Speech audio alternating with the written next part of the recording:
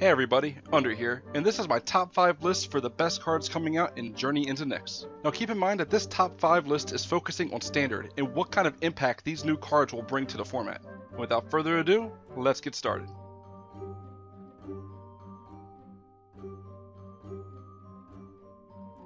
Mana Confluence. Now, I know this isn't the most exciting pick for a top 5 list, and in all honesty, it's the reason why I have it sat down at the bottom. It should be higher, seeing as so many decks will be happy to give this land a home.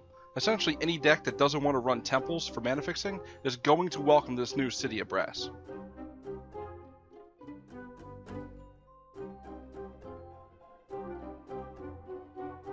Kranos, God of Storms.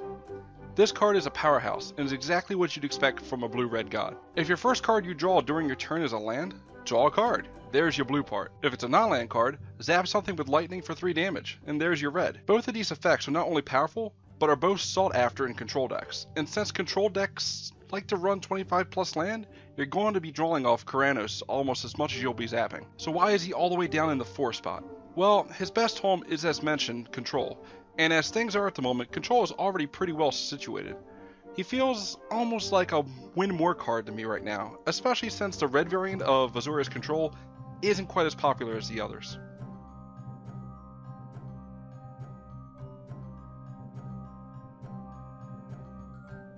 Yup, the green pre-release promo is in my top 3.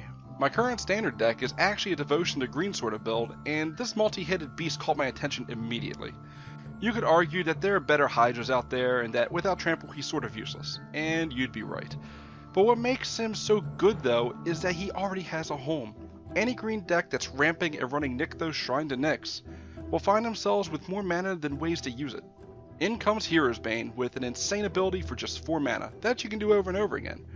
Never again will you feel like you have nothing to do with this mana dump on your side. And with Nylea, Rampager, and so many other ways of giving him trample, he'll be finishing out games left and right.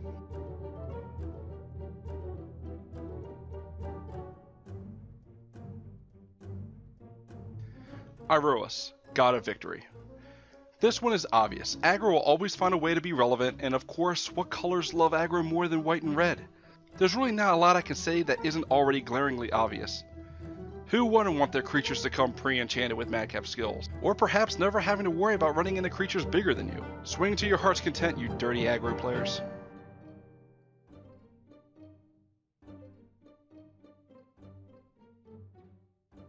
Battlefield Thaumaturge. Okay, so why isn't anyone talking about this guy? I mean, I've been trying to keep it to myself, but I've managed to get a few people's opinions on this guy, and nobody seems to think much of him. I've heard people call him a rare Goblin Electromancer. Others just say he's as useless as Artisan of the Forms. But I see a beast of a card that will make heroic decks an actual thing. Each instant and sorcery spell you cast costs 1 less colorless mana to cast for each creature it targets. Okay, now that sounds pretty good. Hour of Need becomes really cheap to cast now. Aerial Formation becomes nuts as well. Heck, rares like Polymorphous Rush feel like they should be mythics, and Launch the Fleet gains free Strive activations. But the thing is, Strive isn't what makes this so good. It's X spells. There you are, facing down the enemy with equal forces ready to block. Your heroic army taps to attack, but you have an ace in the hole. With Battlefield Thaumaturge and friends on the battlefield tapped and attacking, cast Glimpse of the Sun God or Gridlock before blockers are declared. Here's the kicker. The casting cost for these 2 X spells? Just 1 mana. 1 mana allows you to target all of your opponent's creatures, tapping them so they cannot block. But why stop there? Target your own creatures too. They're already tapped, and it won't remove them from combat.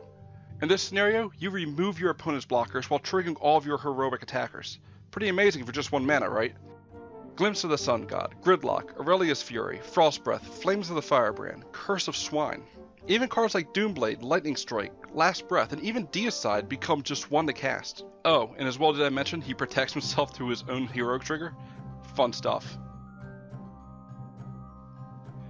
Well everybody, that's it. Thanks for watching my top 5 lists for Journey into Nyx. Now, this is the first one I've done like this, and I hope it comes out okay. If you like it and you want to see more, leave a comment. I plan on doing this for, each set that comes out. Maybe not the core sets. Also, if you think I missed out on anything that really should be on this list, let me know. Odds are you're right, because, I mean, there's a lot of cards, so probably missed a few.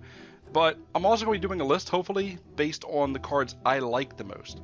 Cards that might not necessarily see standard play or be that good at all, but cards I like either for the flavor or what they represent or how you can use them in other formats such as EDH. So, anyway, thanks for watching, and I'll catch you all next time. See ya. Whoa, what's that? Oh, come on, I saw you there. Come on. Come on out. You know, you can't hide from me. I saw you. Come on. Who are you? Oh, your True Firemax video on his top 10 favorite cards from Journey into Nyx. Come on out. Come on. There you go. Yeah, you know what? Go ahead and click this annotation here. It'll take you to True Firemax, video. It's his top 10 list for his favorite cards from Journey into Nyx. So, yeah, he's a bud of mine from real life. We hang out. We go to Friday Night Magics together, and pretty cool guy. You should check him out. Subscribe to him because he posts a lot of regular video game and Magic content.